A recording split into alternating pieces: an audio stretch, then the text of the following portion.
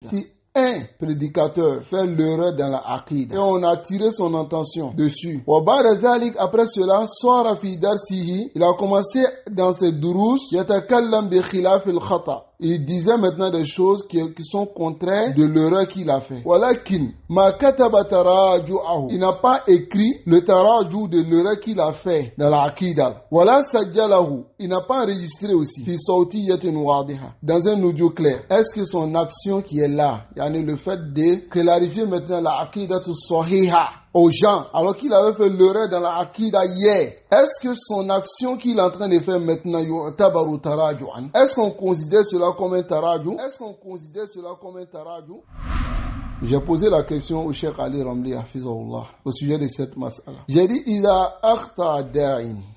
si un prédicateur fait l'erreur dans la aqida, parce que l'erreur de 2013 dans son audio est une erreur de la aqida, parce que le fait de dire aucun groupe n'était si la vérité, c'est une erreur de la aqida. Et j'ai dit au Cheikh et on a tiré son attention dessus. Après cela, il a commencé dans ses durous,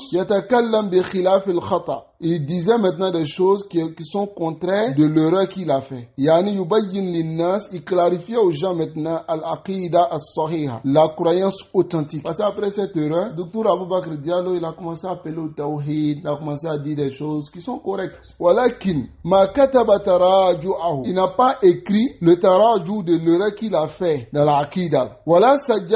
Il n'a pas enregistré aussi dans un audio clair. Et j'ai demandé au cheikh, j'ai dit, est-ce que son action qui est là, le fait de clarifier maintenant la aqida sahiha aux gens, alors qu'il avait fait l'erreur dans la aqida hier, est-ce que son action qu'il est en train de faire maintenant, est-ce qu'on considère cela comme un taraju? Le cheikh il a répondu, il dit là, il dit non, on ne considère pas cela comme taraju. Hatta, jusqu'à ce que yubayyin, il clarifie annama qalahu sabiqan batil, que ce qu'il avait dit dans le passé est faux. Alors je pose la question au cheikh. Donc, est-ce